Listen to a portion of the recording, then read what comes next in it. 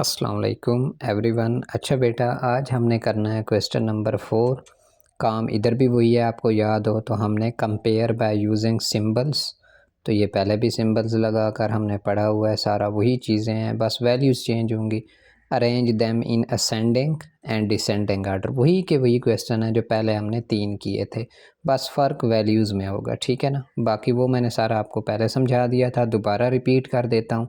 बेटा सिंबल्स आपके सिलेबस में यूज़ होता है ग्रेटर देन का। ग्रेटर देन का मतलब होता है किसी चीज़ का बड़ा होना। मैं इजी सी एग्जांपल पहले भी दी थी। एक नंबर है 5, एक नंबर है 4, एक नंबर है 3। तो अब अगर मैंने इसको अरेंज बाय यूजिंग सिंबल्स अगर करना है तो जो सबसे बड़ा होगा उसको पहले लिखूँगा 5, फिर सिंबल लगाऊंगा ये वाला, इसे कहते हैं ग्रेटर देन का सिंबल। फिर लगाऊंगा 5 ग्रेटर देन 4।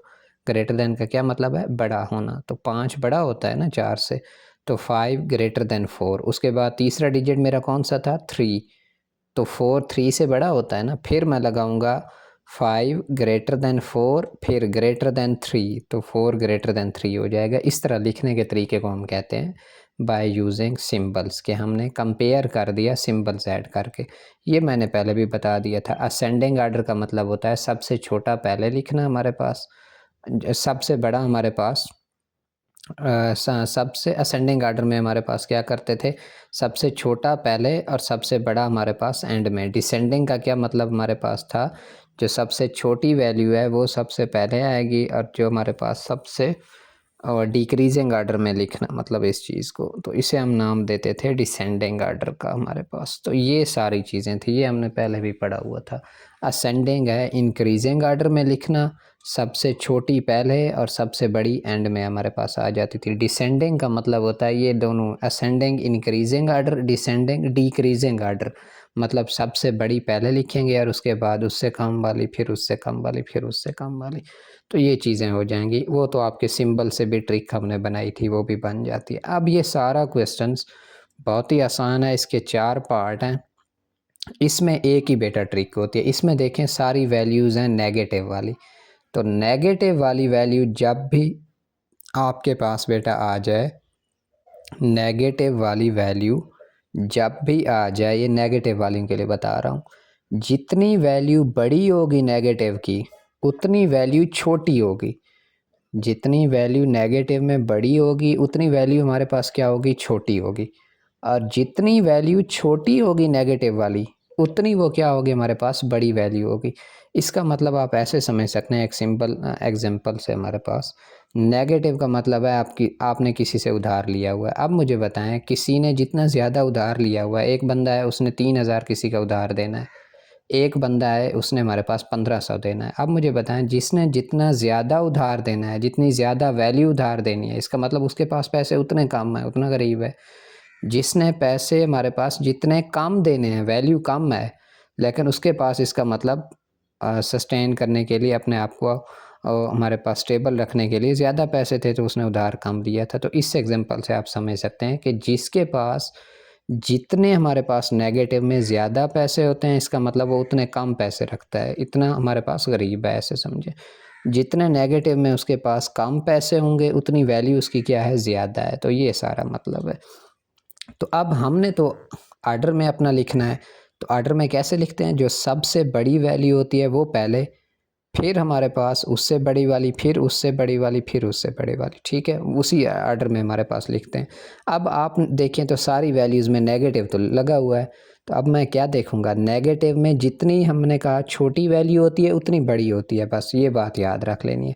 ये है 4500, ये है 7800, कुछ हमारे पास आगे हम नहीं अभी पढ़ रहे, टू दी पॉइंट चीज़ें देख रहे हैं। ये है 74, ये है हमारे पास 54, ठीक है। तो ये सारी वैल्यूज़ हैं। तो अब बेटा देखिएगा कि हम इनको कैसे हमारे पास अरेंज करते हैं।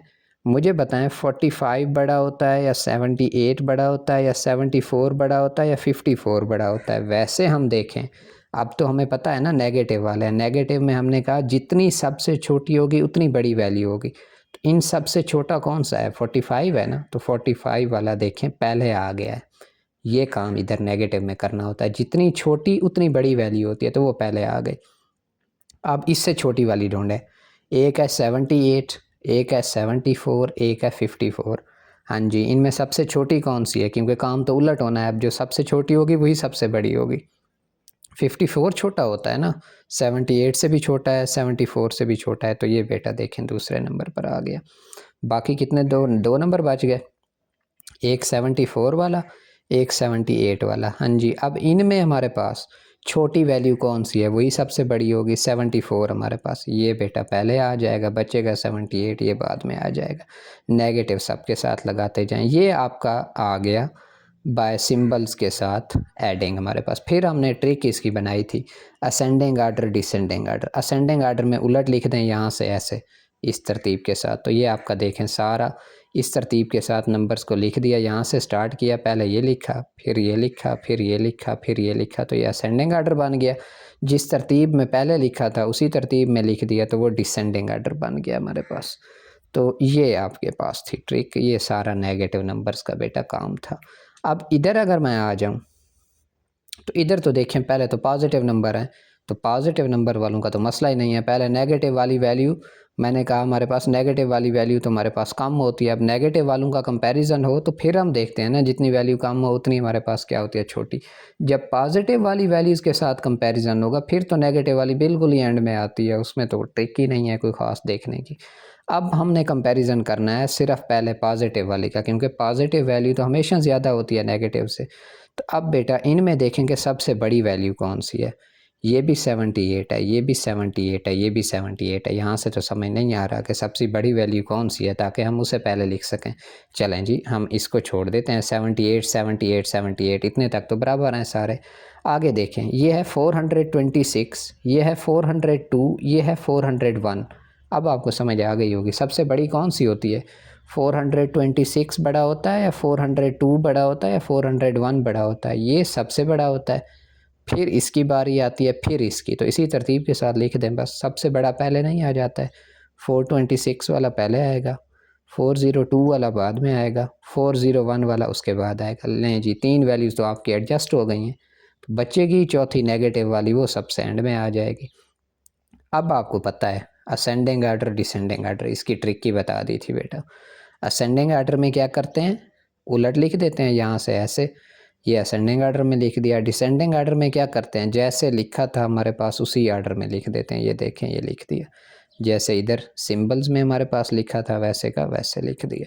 तो ये आपका बेटा दूसरा पार्ट हो गया। उसके बाद आ रहे हैं हम तीसरे पार्ट की तरफ।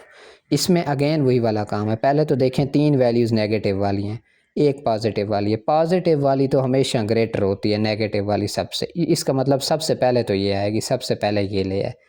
अब ये तो लिख दी, अब है मसला इनका कंपैरिजन करने का। इनकी ट्रिक बताइए, नेगेटिव वाली जितनी छोटी होगी उतनी बड़ी होगी, इसका मतलब। अब मुझे बताएं इनमें सबसे छोटी कौन सी है जी। देखते हैं, नेगेटिव वालों में जो सबसे छोटी होगी वही सबसे बड़ी होगी।